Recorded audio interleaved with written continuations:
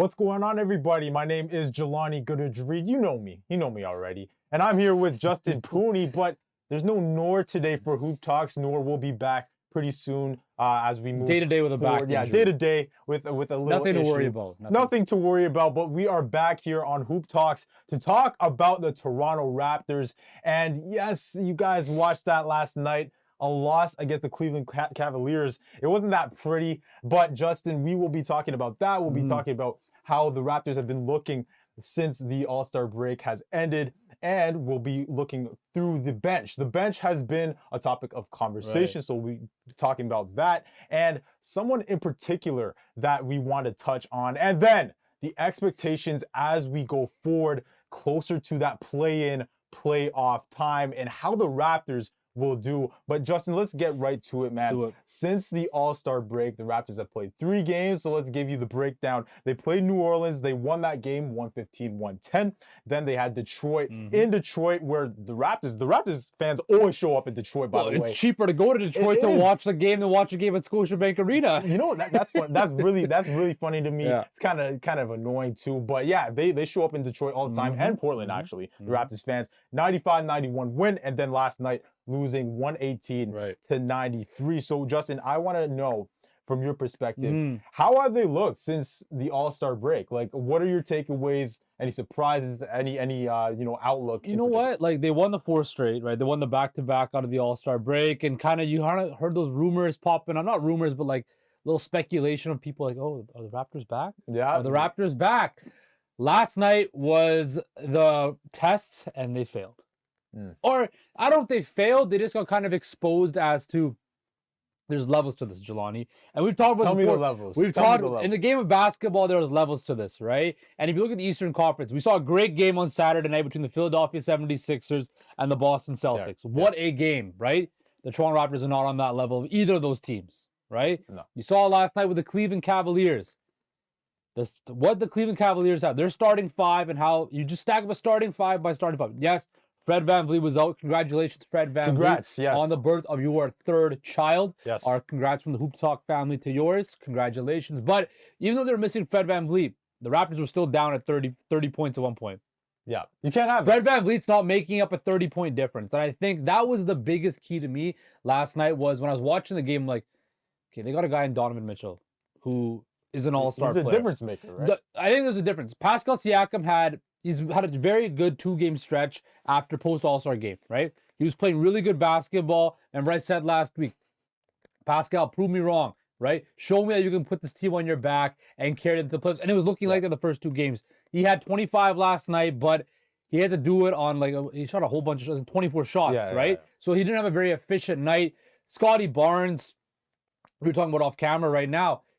He's been the same. If you look at the stats, right? What are your overall thoughts on Scotty as we move forward? On Scotty, okay, let's talk about Scotty. You look at Scotty and Evan Mobley because they're going to be compared for the rest of their careers. For the rest of their careers, right? Evan Mobley had 18 points, which isn't a world-beating, isn't amazing, but when I watch Evan Mobley play and when I watch Scotty Barnes play, I see flashes of Evan Mobley dominating games and controlling the game at his own speed, right? We don't see that from Scotty Barnes, or we don't see it enough. Or as much, right? Or as much as Evan Mobley, excuse me. If you look at Scotty's stat lines, right? It's exactly the same. He's like exactly the year, right? From last year to this year, it's exactly the same, right? He's got up an assist, which again has created that narrative that, oh, maybe Scotty should run point. Where as a playmaker. I think me and you both agree that Scotty cannot. Personally, I don't want him to run point. No, I just don't want that. Like, it could be a point forward position, and you can kind of run the offense through him that way. But as your primary ball handler, bringing the ball up the court and setting the offense, no. Right? And I think that's the problem with the Raptors' half-court offense. We saw again yesterday. All the time. That's the problem. Bad. Yeah, that's the problem. They have a bad half-court offense. And I think when I look at the Toronto Raptors, and from what I've seen is the game against Detroit, yes, they won. Pascal had a great game. But it was close. But it's close, right? It was close pretty much the entire way through. Close, and against a Detroit team that's like one of the worst teams in the league. They're not good. They're horrible. They're absolutely horrible. So Jelani, like, I don't know. Like, what do you think? Like, I think they're not back. I think they are what they are still. They are what they are. And they beat 2 bad teams. That's what you should do. The Pelicans are not good without Zion. They're in a free fall right now.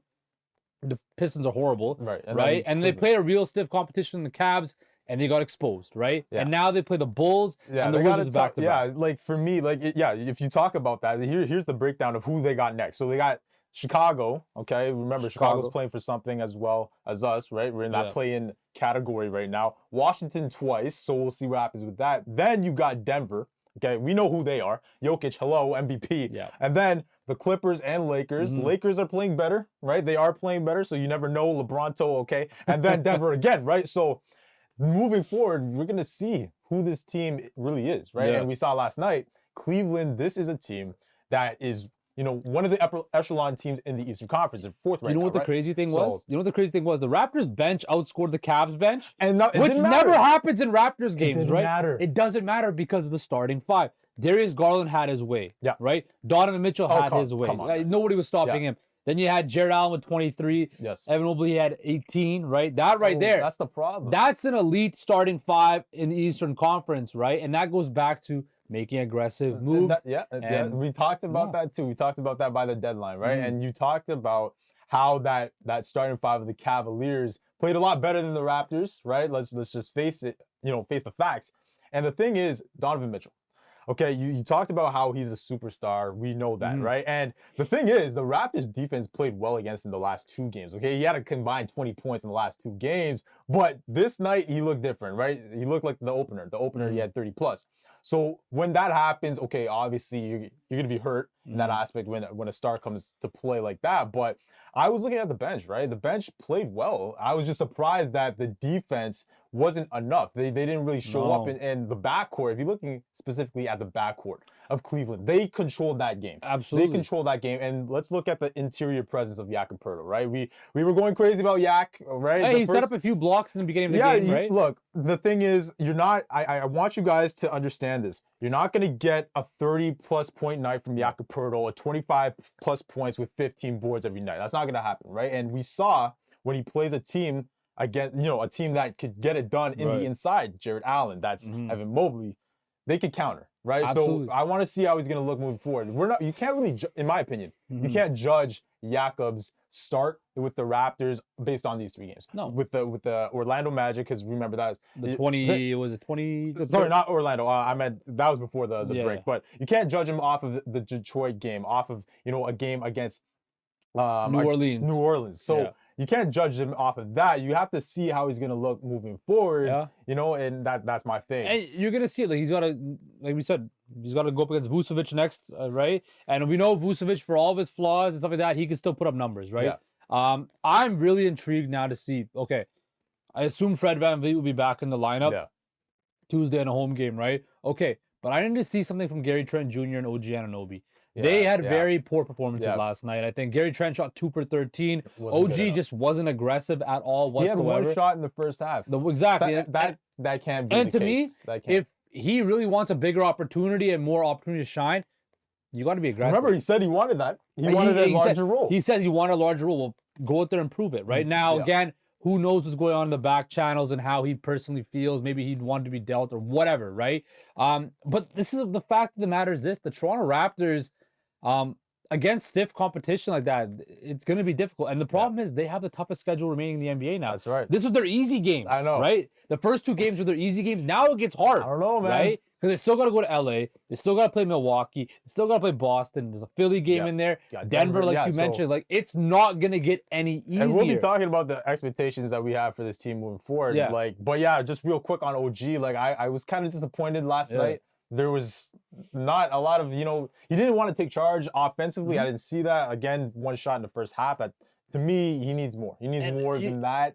The looks were there, right? He didn't always take them. And the last few games, right? That you're looking at before this game, he had like a combined 12 points, right? Exactly. He has to do more for me. And I think as much as I'll get on Pascal Siakam, I'll give him this. This year, he's taken that initiative to be that aggressor, put up the most amount of shots, right? And you need that from your best player. And for a guy like OG who says he wants a bigger role, wants to, expand his game and kind of spread his wings, well, you got to be aggressive. In some instances, you got to look at a game and be like, okay, our team is not flowing right now, and just take charge, right? Just give me the ball. Let me try to get into a flow and rhythm, and let's see where it goes. And Gary Trent was still shooting. He was missing a bunch, but he was still shooting. So Yeah, we'll see. We'll see what happens moving Yeah. forward with those games. And speaking on the guys on the bench, right? Mhm. The bench did, they did show up. They did. Right? And the bench did a good job. If you're Mhm. looking at the numbers, right? The bench had 29 points against Cleveland, who only had 16. 16, right? So in that case, you would think that the Raptors would win the game, right? That usually happens when the bench shows up. When the but Raptors bench actually outscored somebody for the first time, then you think rarity, right? Hashtag rare. Exactly. So when you're looking at the bench, though, a guy in particular, Jeff Dowtin Jr. Mhm.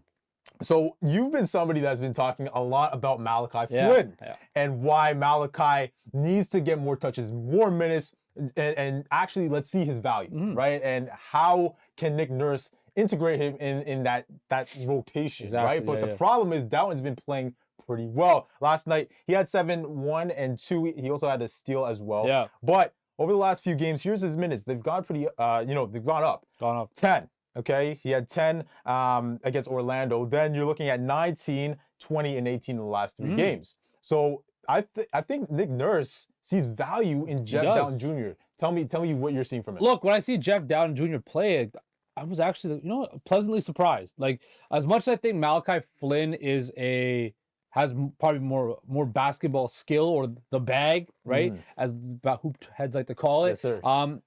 He plays with a lot of energy, right? And he has that kind of he's a bit of a roamer on defense. Like you said, he gets steals, but he plays hard on both ends of the court, right? And I think that's kind of what Nick Nurse is rewarding. I think what's Malachi Flynn's biggest problem been? The defensive side of the ball, where he's that's a major flaw in his game, right? And that's why he doesn't get playing time, because Nick Nurse can't trust him out there to play defense. Well, with Jeff Dowtin Jr., he might not have as much skill on the offensive side as Malachi Flynn, or have the handle or the ability to run the offense, but he plays hard, right? And I think that, to me, is the biggest thing with Jeff Dowtin Jr. is that he's showing that the effort over skill, and it's paying off for him. And I think we'll see what happens as the season goes along and the games become tighter and tighter. I still think that Nick Nurse is going to start shortening the bench as games become even more and more important, and you're going to see less of guys like Malachi, Juancho, or what's his name? Hernan Gomez. Hernan Gomez, Bro Cruz. Bo Cruz or whatever, right? You're going to see less and less of those guys, and more of Precious and my guy Chris Boucher. I said Chris he's Boucher, got to he's be been in that playing a lot rotation. better too, right? So, like what I'm seeing from Jeff Dowtin, it's good that the Raptors are finally expanding their bench role to give their starters some time off. Again, that could be playing a part because Fred hasn't played the last couple games too. So we'll see what happens when Fred gets back and how Jeff Dowtin's minutes are allocated. And another question just on that, like how, when you're looking at the bench of the Raptors, compared to the teams in the East, that they're looking up to right now. Can this bench stack up with those other guys, or like how can we get the most from those guys? Because playoff time, play-in time, you need those guys to step up. So how does Nick Nurse make that work? He has to somehow build trust in these guys. I think Nick Nurse understands that the 8 guys he runs out all the time, running them into the ground, is not conducive to winning, right? Because if, for example, right, if Fred, Pascal, OG, Gary, or Scotty all play like 35 plus 40 minutes and on a nightly basis going forward, even if they make the playoffs or play in, those guys are going to be gassed. I know. Gassed. And you need your legs by the playoffs. And you need them in the playoffs too, because the defenses get tighter, the games get more physical, and you're going to need those legs, right? I think what the biggest thing with the bench is, and stacking up with it, is they don't have enough depth. They don't have the guy that can come off the bench and be instant offense. Yes, Precious and Chris Boucher are athletic and give you that spark energy-wise, but they can't provide you that instant offense like a Malcolm Brogdon can.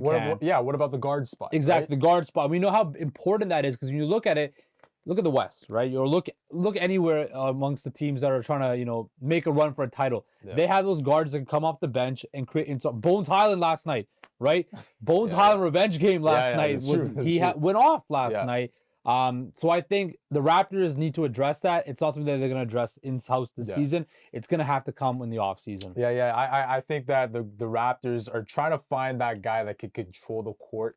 They need that, right? And we talked about Malachi. Can he be, can he be that dude? They haven't really had that guy since they had Fred come off the bench. Honestly, right? that's kind of true. They haven't had a guy that kind of come off the bench and kind of run the offense and kind of, from the guard position. They haven't had it since Fred was creative. When Fred was that guy coming off the bench. Yeah, so as for Malachi, I think Malachi deserves more minutes, I see that he is valuable to this team. There's something there with him. Like when you like there's a reason why he was a first round draft pick, right? There's there's something there with him. It's just trust there, or the lack thereof. The lack thereof with Nick Nurse, right? And I don't know what Malachi has to do. Maybe just put more effort on the defensive side of the ball, right? And that might be the only way you're going to get minutes. But I think if the Raptors want to make a serious run at the 6th seed, right? Yeah. They're going to need contributions from their bench. Oh, right? Yeah, for sure. And I don't know who it's going to come from, but it has to come from more than just Precious and Chris Boucher. It has to come from somebody from the guard position. So somebody, well, Jeff Dowtin Jr., Malachi Flynn, whoever, they got to step up and really just provide something. From a spark, right? From the bench position, the guard position, excuse me, from the bench. Yeah, because Fred, he's been hurt, obviously, and he's been out, you know, as of late. Shout out again to Fred, the baby. But yeah, you're trying to see now who can be that guy behind him, right? So of course you have Malachi there, right? He has flashes, but then there are, let's face it, there are some times where he's inconsistent. He looks lost out there. Then right? The thing with Delano has, I would say he has more of an offensive game than a guy like Dowtin Jr. But again, you send him to 905, see what he can do over there. Yeah. The injuries have been there with him as well. So that's why it hasn't worked out. And then you're looking at Dowtin. I think Dowtin, he provides something that Nick likes, defense. Defense, exactly. Right? And I think the defense is defense there. And hustle. Right? Yeah, and it's there. I was watching the game last night. I saw that. And even on the offensive side of the ball, he's not going to give you like 15 He's not going to break down a defender, but what he'll do is help you. He'll get you those effort points, right? He's not going to run like a second unit offense. He won't be able to do that, but he can, give you effort on defense, give you effort on offense, kind of get those dirty buckets, right? Drive it to the hole and whatever. So that's that's a valuable asset, but I think the ceiling is not high enough to be a guy that can, you never know, he could develop into that, but I don't think he's going to be a guy that could be like a 6-7 man off the bench. Yeah, because right now, in my opinion, he's playing for that contract. Yeah, as we move forward to the playoffs, right? As everybody in the Raptors should be playing for their spot next year. That's how it should be. Right now, Nick is looking at this team. They think that they're making the playoffs, right? They think they're making that play-in. So he's looking at a guy like Jeff Dowtin. Can you show me? This is basically his interview. This is basically his trial run, trial test to see how he looks on this team, right, as we move forward. So he's playing himself into a contract probably. And he's doing a good job. He's doing a good job so far, right? You're seeing that with the minutes, right? Yeah. And we know how stringent Nick Nurse is with minutes. Oh, yeah. And the fact that he's giving Jeff Dowtin, 18 plus minutes, it's a good sign, right? So positive on that side. But I think if we're to wrap it up on the whole bench thing, it's good, but there's a level to this again. Levels. There's another level to it where the bench has to go to. Yeah, I do like Dowtin though. He gives you that energy on the defense. He's kind of like that junkyard dog type of mentality. Yeah, basically that. Right? He gives you that energy on the defense. He takes a load off of some of the other guys on the defensive side of the ball. We'll see what happens with Jeff moving forward, but let's see what happens with the Raptors in general. This is our final topic. I'm so excited to talk to you about this. Mr. Raptors Twitter right here. Mr. Raptors Twitter, wow. That's a joke. But as we go forward, right? We got like around 20 plus games left. Yeah. If that. And the Raptors are a team that told us we are not going to tank. We are not going to get Victor Wembanyama. We're not going to get Scoot Henderson. We're not going to get on the scooter and get Scoot. We are going to go for that play-in, play-off, right? So, Justin, expectations for this team moving forward. First of all, do you see them staying in that play? Because they're ninth right now, right? Yeah. They're ninth. Do you see them staying in that? Let me give you the breakdown, though, of the Eastern Conference right now. Okay. So, we got Brooklyn at 5 right now in New York, 6. Miami, who's been up and down. Yeah. Okay, right now they're like 32 and 29. They're at 7. Atlanta's right in front of us, 31 and 30. Trae Young, big game winner the other day. Yes, Trae. Yes. I saw that. Quinn Snyder, 5-year contract. I saw that as well. Very good signing. The A. Okay. Then Toronto sits at 9th at 30 and 32. Washington right behind us at the 10th spot. And then Chicago, Indiana. And then shout out to Orlando. Yeah. They're still alive in this. Mathematically alive. Yeah, so do you think that this team stays in that play-in right now? Dude, I don't know, man. Like, I'm thinking about it. Chicago's somehow like looking like the 96 Bulls right now. Ever since Pat Bev came in, the Bulls are looking really good right now. Yeah, they destroyed Brooklyn. They did. And I think I'm a believer in the Knicks this year. I think what they did is, they're going to be in the playoff position. I can see Brooklyn sliding into a play-in position, right? I can see that. I honestly think now that Quinn Snyder's in, you think Atlanta's up? I think Atlanta's going to be, making a charge. Okay. So if the way I see it is this, if the Raptors can get home court in the play-in, yeah, they might be all right. Right, they might be able to get a playoff position, but if they stay at that 9 and 10 seed, and they got to go, be tough, yeah. And they got to have to go to Miami maybe, or Miami or Atlanta right now. Right? But even if they have to go to Brooklyn, right, a game in Brooklyn, guys, role players play better at home in bigger games, sure. right? Yeah. So if the Raptors have to go to Brooklyn, they might be more talented wise, but on any given night, you can get got in the play-in tournament, right? And especially if you have the lower seed, you lose the game, you're done. That's the problem, right? It's beneficial if you have the higher seed, because then you lose the game. Okay, I still have one more opportunity. I've been saying we need to try. If we're gonna stay, you got to try to get into the top 8. The top 8, right? The 9 or 10 is not a guarantee. If the Raptors fall into 9 or 10, it's not going to be good. But even Washington too, right? Yeah, they're right behind us right now. It's going to be very. I need another week. I want to see how they compete against the better squads, against the Chicago, against the Washington team that Bradley Beal's playing. Those are key games. Very big games, right? These next 3 games can really determine what's going to transpire, right? If the Raptors go 1-2 or 0-3, I don't think they're going to go 0-3, but if they go 1-2, 0-3, that's a really big worrisome, right? They're going to have to go 2-1, 3-0 in this stretch to really solidify and kind of, okay, we're up here now, right? Again, levels. The theme to the show, guys, levels. If the Raptors can perform well against these 2 teams, they'll be a level above Chicago and Washington. Yeah, and also Indiana. I think you've been talking about them too. Tyrese Halliburton, All-Star. You got to watch out for Indiana. They're lurking right now. They did drop. They were, in the top 6 earlier on in the year, but they're lurking right now. I'd say to watch out. For me, I'm saying to me, they're not a top 6. No, okay? That's not going to happen. It's not going to happen. I think there's enough cushion for the Knicks, I believe. Maybe even the Nets. They have that cushion. Can they hold it together? Yeah. We'll see. The time will tell.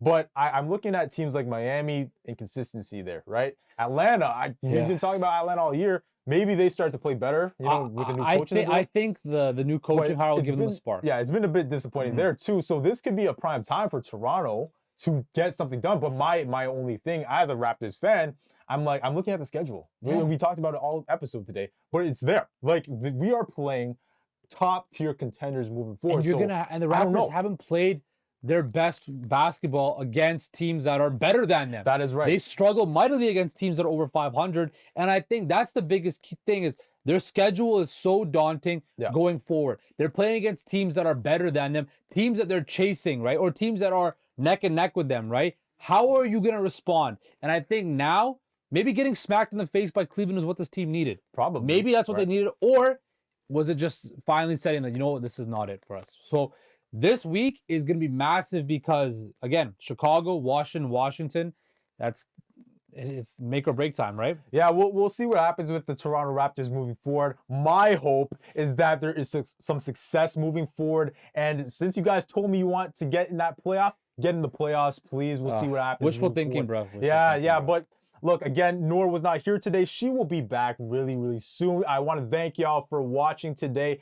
For your boy, Jelani Goodrige-Reid, and my guy, JP, we will see you next time on Hoop Talks.